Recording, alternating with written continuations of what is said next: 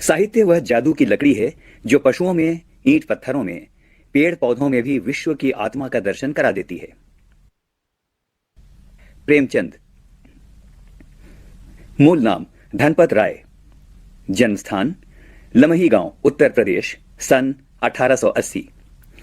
प्रमुख रचनाएं सेवा सदन, प्रेमाश्रम, रंगभूमि, निर्मला, कायाकल्प, गबन, कर्मभूमि, गोदान, सोजे वतन, मान सरोवर, 8 खंड में, गुप्त धन, कहानी संग्रह, करबला, संग्राम, प्रेम की देवी, नाटक, कुछ विचार, विविध प्रसंग, निबंध संग्रह। मृत्यु सन 1936। प्रेमचंद हिंदी कथा साहित्य के शिखर पुरुष माने जाते हैं। कथा साहित्य के इस शिखर पुरुष का बचपन अभावों में बीता। स्कूली शिक्षा पूरी करने के बाद पारिवारिक समस्याओं के कारण जैसे तैसे BA तक की पढ़ाई की।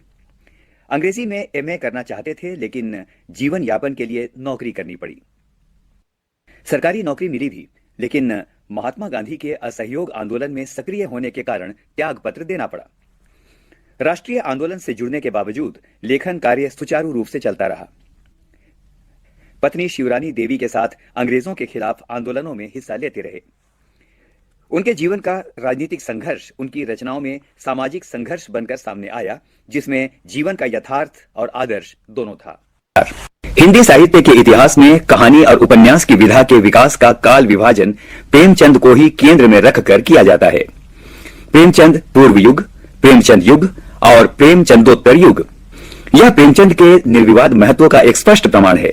वस्तुतः प्रेमचंद ही पहले रचनाकार हैं जिन्होंने कहानी और उपन्यास की विधा को कल्पना और रोमानियत के धुंधलके से निकालकर यथार्थ की ठोस जमीन पर प्रतिष्ठित किया। यथार्थ की जमीन से जुड़कर कहानी किस्सा गोई तक ही सीमित न रहकर पढ़ने पढ़ाने की परंपरा से भी जुड़ी। इसमें उनकी हिंदुस्तानी यानी हिंदी उर्दू मिश्रित भाषा का विशेष योगदान रहा। उनके यहाँ हिंदुस्तानी भाषा अपने पूरे ठाठ बाट और जातीय स्वरूप के साथ आई है। उनका आरंभिक कथा साहित्य कल्पना, संयोग और रोमानियत के ताने बाने में बुना गया है, लेकिन एक कथाकार के रूप में उन्होंने लगातार विकास किया और पंच परमेश्वर जैसी कहानी तथा सेवा सदन जैसे उपन्यास के साथ सामाजिक जीवन को कहानी का आधार बनाने वाली यथार्थवादी कला के अग्रदूत के रूप में सामने आए। यथार्थवाद के भीतर भी आदर्शोन्मुख यथार्थवाद से आलोचनात्मक यथार्थवाद तक की विकास यात्रा प्रेमचंद ने की। आदर्शोन्मुख यथार्थवाद स्वयं उनकी गढ़ी हुई संज्ञा है। यह कहानी और उपन्यास के क्षेत्र में किए गए उनके ऐसे रचनात्मक प्रयासों पर लागू होती है जो कटु यथार्थ का चित्रण करते हुए भी समस्याओं और अंतर्विरोधों को अंततः एक आदर्शवादी और मनोवांछित समाधान तक पहुंचा देती है। सेवा सदन, प्रेमाश्रम आदि उपन्यास और पंच परमेश्वर, बड़े घर की बेटी, नमक का दारोगा आदि कहानियां ऐसी ही हैं। बाद की उनकी रचनाओं में यह आदर्शवादी प्रवृत्ति कम होती गई है और धीरे धीरे वे ऐसी स्थिति तक पहुंचते हैं जहां कठोर वास्तविकता को प्रस्तुत करने में वे किसी तरह का समझौता नहीं करते। गोदान उपन्यास और पूस की रात और कफन आदि कहानियां इसके सुंदर उदाहरण हैं। जब नमक का नया विभाग बना और ईश्वर प्रदत्त वस्तु के व्यवहार करने का निषेध हो गया तो लोग चोरी छिपे इसका व्यापार करने लगे। अनेक प्रकार के छल प्रपंचों का सूत्रपात हुआ। कोई घूस से काम निकालता था तो कोई चालाकी से। अधिकारियों के पौ 12 थे। पटवारीगिरी का सर्वसम्मानित पद छोड़ छोड़कर लोग इस विभाग की बरकंदाजी करते थे। इसके दारोगा पद के लिए तो वकीलों का भी जी ललचाता था। यह वह समय था जब अंग्रेजी शिक्षा और ईसाई मत को लोग एक ही वस्तु समझते थे। फारसी का प्राबल्य था। प्रेम की कथाएं और श्रृंगार रस के काव्य पढ़कर फारसीदा लोग सर्वोच्च पदों पर नियुक्त हो जाया करते थे। मुंशी वंशीधर भी जुलेखा की विरह कथा समाप्त करके मजनू और फरहाद के प्रेम वृतांत को नल और नील की लड़ाई और अमेरिका के आविष्कार से अधिक महत्व की बातें समझते हुए रोजगार की खोज में निकले। उनके पिता एक अनुभवी पुरुष थे। समझाने लगे, बेटा घर की दुर्दशा देख रहे हो, ऋण के बोझ से दबे हुए हैं। लड़कियां हैं, वह घास फूस की तरह बढ़ती चली जाती हैं। मैं कगारे पर का वृक्ष हो रहा हूं, ना मालूम कब गिर पड़ूं। अब तुम ही घर के मालिक मुख्तार हो। नौकरी में ओहदे की ओर ध्यान मत देना।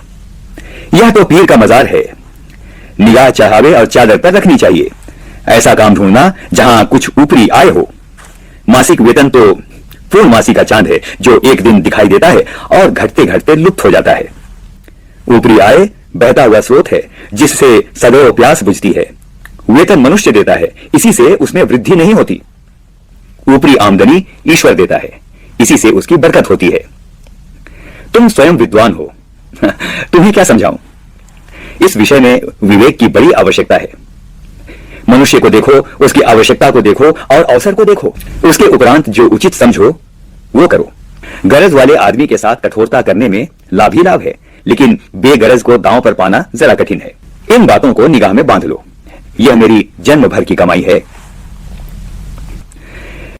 इस उपदेश के बाद पिताजी ने आशीर्वाद दिया। वंशीधर आज्ञाकारी पुत्र थे। ये बातें ध्यान से सुनी और तब घर से चल खड़े हुए।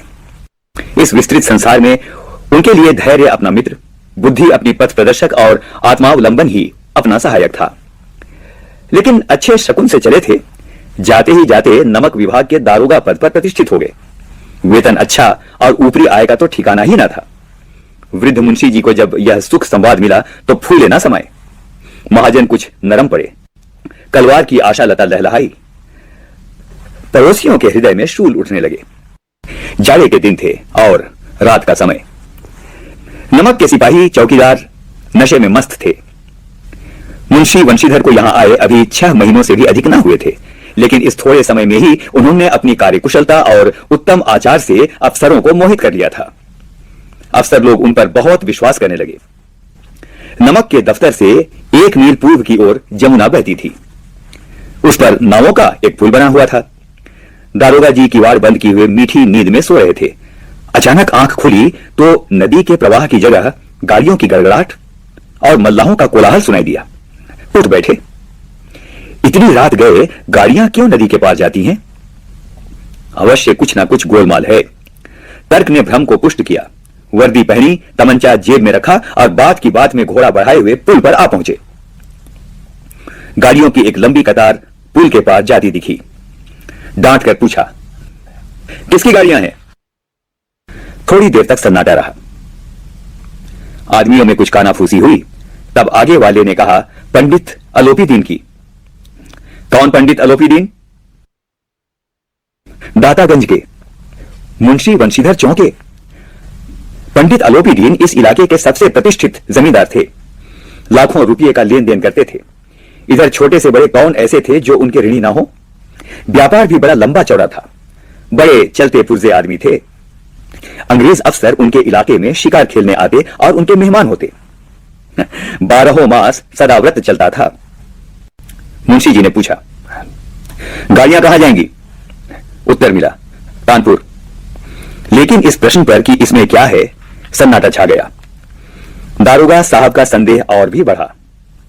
कुछ देर तक उत्तर की बाट देखकर वह जोर से बोले, क्या तुम सब गूंगे हो गए हो? हम पूछते हैं इसमें क्या लगा है? जब इस बार भी कोई उत्तर ना मिला तो उन्होंने घोड़े को एक गाड़ी से मिलाकर बोरे को टटोला। भ्रम दूर हो गया। यह नमक के ढेले थे। पंडित अलोपीदीन अपने सजीले रथ पर सवार कुछ सोते कुछ जागते चले आते थे। अचानक कई गाड़ीवानों ने घबराए हुए आकर जगाया और बोले, महाराज, दारोगा ने गाड़ियां रोक दी हैं और घाट पर खड़े आपको बुलाते हैं। पंडित अलोपीदीन का लक्ष्मी पर अखंड विश्वास था। वो कहा करते थे कि संसार का तो कहना ही क्या, स्वर्ग में भी लक्ष्मी का ही राज्य है। उनका यह कहना यथार्थ ही था। न्याय और नीति सब लक्ष्मी के ही तो खिलौने हैं। इन्हें वह जैसे चाहती है न चाहती है। लेटे ही लेटे गर्व से बोले, चलो हम आते हैं। ऐसा कहकर पंडित जी ने बड़ी निश्चिंतता से पान के बीड़े लगाकर खाए। फिर लिहाफ ओढ़े हुए दारोगा के पास आकर बोले, बाबूजी आशीर्वाद। कहिए, हमसे कौन सा ऐसा अपराध हुआ कि गाड़ियां रोक दी गईं? हम ब्राह्मणों पर तो आपकी कृपा दृष्टि रहनी चाहिए। वंशीधर रूखाई से बोले, सरकारी हुक्म। पंडित अलोपीदीन ने हंसकर कहा, हम सरकारी हुक्म को नहीं जानते और ना सरकार को। हमारे सरकार तो आप ही हैं। हमारा और आपका तो घर का मामला है। हम कभी आपसे बाहर हो सकते हैं? आपने व्यर्थ का कष्ट उठाया। यह हो ही नहीं सकता कि इधर से जाएं और घाट के देवता को हम भेंट ना चढ़ावें। मैं तो आपकी सेवा में स्वयं ही आ रहा था। वंशीधर पर ऐश्वर्य की मोहिनी वंशी का कुछ प्रभाव ना पड़ा। ईमानदारी की नई उमंग थी। कड़क कर बोले, हम उन नमक हरामों में नहीं हैं जो कौड़ियों पर अपना ईमान बेचते फिरते हैं। आप इस समय हिरासत में हैं। आपका कायदे के अनुसार चालान होगा। बस मुझे अधिक बातों की फुर्सत नहीं है। जमादार बदलू सिंह, तुम इन्हें हिरासत में ले चलो, मैं हुक्म देता हूं। पंडित आलोपी दीन स्तंभित हो गए। गाड़ीवानों में हलचल मच गई। पंडित जी के जीवन में कदाचित यह पहला ही अवसर था कि पंडित जी को यह ऐसी कठोर बातें सुननी पड़ी। बदलू सिंह आगे बढ़ा, किंतु रौब के मारे यह साहस ना हुआ कि उनका हाथ पकड़ सके। पंडित जी ने धर्म को धन का ऐसा निरादर करते कभी ना देखा था। विचार किया, यह अभी उद्दंड लड़का है, माया मोह के जाल में अभी नहीं पड़ा, अल्हड़ है, झिझकता है। बहुत दीन भाव से बोले, बाबू साहब ऐसा ना कीजिए, हम मिट जाएंगे, इज्जत धूल में मिल जाएगी। हमारा अपमान करने से आपके हाथ क्या आएगा? हम किसी तरह आपसे बाहर थोड़े ही हैं। वंशीधर ने कठोर स्वर में कहा, हम ऐसी बातें नहीं सुनना चाहते। आलोपी दीन ने जिस सहारे को चट्टान समझ रखा था वह पैरों के नीचे से खिसकता हुआ मालूम पड़ा। स्वाभिमान और धन ऐश्वर्य को कड़ी चोट लगी, किंतु अभी तक धन की सांख्यिक शक्ति का पूरा भरोसा था। अपने मुख्तार से बोले, लाला जी 1000 के नोट बाबू साहब को भेंट करो, आप इस समय भूखे सिंह हो रहे हैं। वंशीधर ने गर्म होकर कहा, 1000 नहीं, 1,00,000 भी मुझे सच्चे मार्ग से नहीं हटा सकते। धर्म की इस बुद्धिहीन दृढ़ता और देव दुर्लभ त्याग पर मन बहुत झुंझलाया। अब दोनों शक्तियों में संग्राम होने लगा। धन ने उछल उछल कर आक्रमण करने शुरू कर दिए। 1 से 5, 5 से 10, 10 से 15 और 15 से 20,000 तक नौबत पहुंच गई। किंतु धर्म अलौकिक वीरता के साथ इस बहुसंख्यक सेना के सन्मुख अकेला पर्वत की भांति अटल अविचलित खड़ा था। आलोपी दीन निराश होकर बोले, अब इससे अधिक मेरा साहस नहीं, आगे आपको अधिकार है। वंशीधर ने अपने जमादार को ललकारा। बदलू सिंह मन में दारोगा जी को गालियां देता हुआ पंडित आलोपी दीन की ओर बढ़ा। पंडित जी घबराकर 2-3 कदम पीछे हट गए। अत्यंत दीनता से बोले, बाबू साहब ईश्वर के लिए मुझ पर दया कीजिए, मैं 25,000 पर निपटारा करने को तैयार हूं। असंभव बात है। 30,000 पर? किसी तरह भी संभव नहीं। क्या 40,000 पर भी नहीं? 40,000 नहीं, 40 लाख पर भी असंभव है। बदलू सिंह, इस आदमी को अभी अपनी हिरासत में ले लो, अब मैं एक शब्द नहीं सुनना चाहता। धर्म ने धन को पैरों तले कुचल डाला। आलोपी दीन ने एक हृष्ट पुष्ट मनुष्य को हथकड़ियां लिए हुए अपनी तरफ आते देखा। चारों तरफ निराश और कातर दृष्टि से देखने लगे। इसके बाद एकाएक मूर्छित होकर गिर पड़े। दुनिया सोती थी पर दुनिया की जीभ जागती थी। सवेरे देखिए तो बालक वृद्ध सबके मुंह से यही बात सुनाई देती थी। जिसे देखिए वही पंडित जी के इस व्यवहार पर टीका टिप्पणी कर रहा था। निंदा की बौछारें हो रही थीं। मानो संसार से अब पापी का नाम कट गया। पानी को दूध के नाम से बेचने वाला ग्वाला, कल्पित रोज नामचे भरने वाले अधिकारी वर्ग, रेल में बिना टिकट सफर करने वाले बाबू लोग, जाली दस्तावेज बनाने वाले सेठ और साहूकार, सब के सब देवताओं की भांति गर्दनें चला रहे थे। जब दूसरे दिन पंडित आलोपी दीन अभियुक्त होकर कांस्टेबलों के साथ हाथों में हथकड़ियां, हृदय में ग्लानि और क्षोभ भरे लज्जा से गर्दन झुकाए अदालत की तरफ चले तो सारे शहर में हलचल मच गई। मेलों में कदाचित आंखें इतनी व्यग्र न होती होंगी। भीड़ के मारे छत और दीवार में कोई भेद न रहा। किंतु अदालत में पहुंचने की देर थी। पंडित आलोपी दीन इस अगाध वन के सिंह थे। अधिकारी वर्ग उनके भक्त, अमले उनके सेवक, वकील मुख्तार उनके आज्ञा पालक और अर्दली, चपरासी तथा चौकीदार तो उनके बिना माल के गुलाम थे। उन्हें देखते ही लोग चारों तरफ से दौड़े। सभी लोग विस्मित हो रहे थे, इसलिए नहीं कि आलोपी दीन ने क्यों यह कर्म किया, बल्कि इसलिए कि वह कानून के पंजे में कैसे आए। ऐसा मनुष्य जिसके पास असाध्य साधन करने वाला धन और अनन्य वाचालता हो, वह क्यों कानून के पंजे में आए। प्रत्येक मनुष्य उनसे सहानुभूति प्रकट करता था। बड़ी तत्परता से इस आक्रमण को रोकने के निमित्त वकीलों की एक सेना तैयार की गई। न्याय के मैदान में धर्म और धन में युद्ध ठन गया। वंशीधर चुपचाप खड़े थे। उनके पास सत्य के सिवा ना कोई बल था, ना स्पष्ट भाषण के अतिरिक्त कोई शस्त्र। गवाह थे, किंतु लोभ से डामाडोल। यहां तक कि मुंशी जी को न्याय भी अपनी ओर से कुछ खींचा हुआ दिख पड़ता था। वह न्याय का दरबार था, परंतु उसके कर्मचारियों पर पक्षपात का नशा छाया हुआ था। किंतु पक्षपात और न्याय का क्या मेल? जहां पक्षपात हो वहां न्याय की कल्पना भी नहीं की जा सकती। मुकदमा शीघ्र ही समाप्त हो गया। डिप्टी मजिस्ट्रेट ने अपनी तजवीज में लिखा, पंडित आलोपी दीन के विरुद्ध दिए गए प्रमाण निर्मूल और भ्रमात्मक हैं। वह एक बड़े भारी आदमी है। यह बात कल्पना के बाहर है कि उन्होंने थोड़े लाभ के लिए ऐसा दुस्साहस किया हो। यद्यपि नमक के दारोगा मुंशी वंशीधर का भी अधिक दोष नहीं है, लेकिन यह बड़े खेद की बात है कि उसकी उद्दंडता और विचारहीनता के कारण एक भले मानुष को कष्ट झेलना पड़ा। हम प्रसन्न हैं कि वह अपने काम से सजग और सचेत रहता है, किंतु नमक के मुकदमे की बढ़ी हुई नमक हलाली ने उनके विवेक और बुद्धि को भ्रष्ट कर दिया। भविष्य में उसे होशियार रहना चाहिए। वकीलों ने यह फैसला सुना और उछल पड़े। पंडित आलोपी दीन मुस्कुराते हुए बाहर निकले। स्वजन बांधवों ने रुपयों की लूट की। उदारता का सागर उमड़ पड़ा। उसकी लहरों ने अदालत की नींव तक हिला दी। जब मुंशीधर बाहर निकले तो चारों ओर से उनके ऊपर व्यंग्य वाणों की वर्षा होने लगी। चपरासियों ने झुक झुक कर सलाम किए, किंतु इस समय एक एक कटु वाक्य, एक एक संकेत उनकी गर्वाग्नि को प्रज्वलित कर रहा था। कदाचित इस मुकदमे में सफल होकर वह इस तरह अकड़ते हुए न चलते। आज उन्हें संसार का एक खेदजनक विचित्र अनुभव हुआ। न्याय और विद्वता, लंबी चौड़ी उपाधियां, बड़ी बड़ी दाढ़ियां और ढीले चोगे एक भी सच्चे पात्र के योग्य नहीं है। वंशीधर ने धन से बैर मोल लिया था। उसका मूल्य चुकाना अनिवार्य था। कठिनता से एक सप्ताह भी न बीता होगा कि मुअत्तली का परवाना आ पहुंचा। कार्यपरायणता का दंड मिला।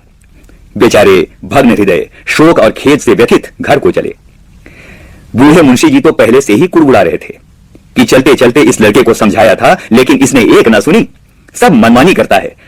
हम तो कलवार और कसाई के तगादे से हैं, बुढ़ापे में भगत बनकर बैठे और वहां बस वही सूखी तनख्वाह। अरे हमने भी नौकरी की है और कोई ओहदेदार नहीं थे, लेकिन काम किया, दिल खोल कर किया और आप ईमानदार बनने चले हैं।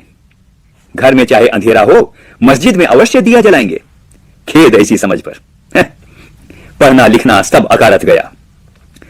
इसके थोड़े दिनों बाद जब मुंशी वंशीधर इस दुरावस्था में घर पहुंचे और बूढ़े पिताजी ने यह समाचार सुना तो सिर पीट लिया।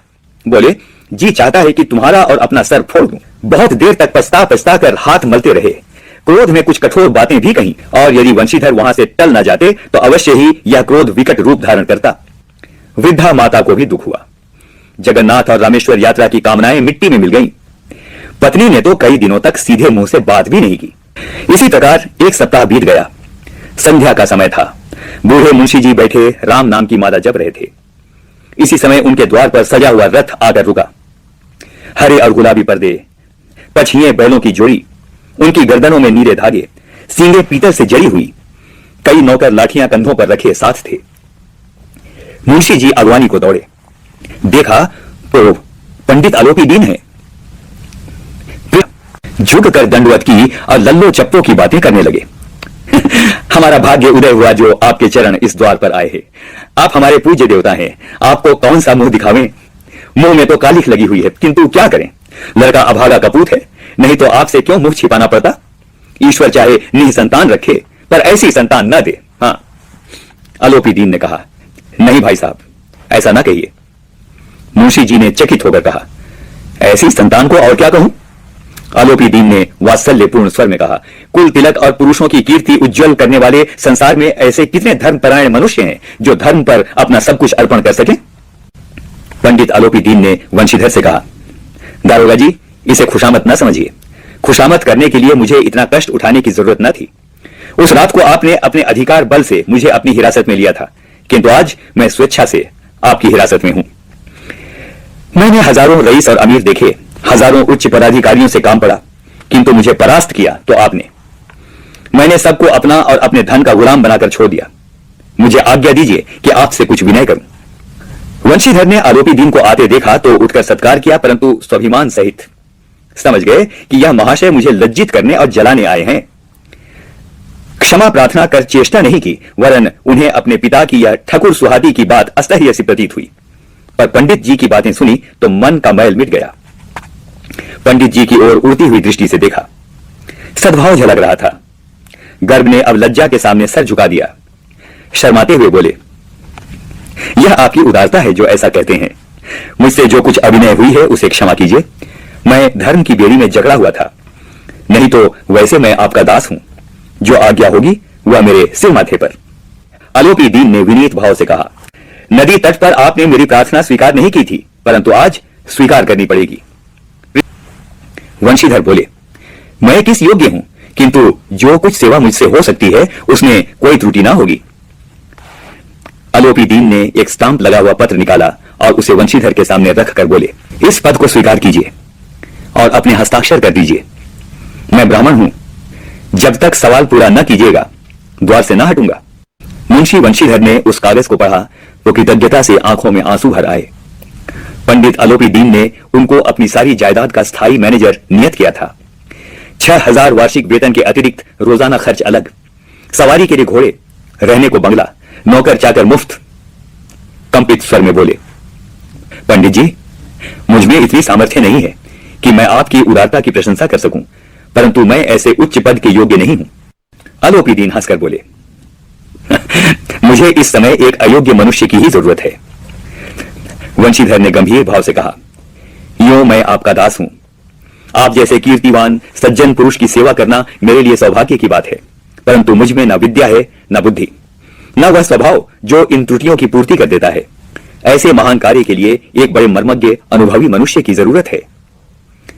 अलोपी दीन ने कलम दान से कलम निकाली और उसे वंशीधर के हाथ में देकर बोले, न मुझे विद्वता की चाह है, न अनुभव की, न मर्मज्ञता की, न कार्य कुशलता की। इन गुणों के महत्व का परिचय मैं खूब पा चुका हूं। अब सौभाग्य अस्तु अवसर ने मुझे वह मोती दे दिया है जिसके सामने योग्यता और विद्वता की चमक फीकी पड़ जाती है। यह कलम लीजिए, अधिक सोच विचार ना कीजिए, दस्तखत कर दीजिए। परमात्मा से यही प्रार्थना है कि वह आपको सदैव वही नदी के किनारे वाला बेमुरव्वत, उदंड, कठोर परंतु धर्मनिष्ठ दारोगा बनाए रखे। वंशीधर की आंखें दबदबा आई। हृदय के संकुचित पात्र में इतना एहसान न समा सका। एक बार फिर पंडित जी की ओर भक्ति और श्रद्धा की दृष्टि से देखा और कांपते हुए हाथ से मैनेजरी के कागज पर हस्ताक्षर कर दिए। अलोपी दीन ने प्रफुल्लित होकर उन्हें गले लगा लिया। अब शब्द छवि, बरकंदाजी यानी बंदूक लेकर चलने वाला सिपाही या चौकीदार। सदाव्रत यानी हमेशा अन्न बांटने का व्रत। मुख्तार यानी कलेक्टरी में वकील से कम दर्जे का वकील। अलौकिक यानी दिखाई न देने वाला। कातर यानी परेशान या दुखी। अमले कर्मचारी मंडल या नौकर चाकर। अर्दली या ऑर्डरली यानी किसी बड़े अफसर के साथ रहने वाला खास चपरासी। तजवीज यानी राय या निर्णय। अकारथ यानी व्यर्थ, पचहिए। आरोह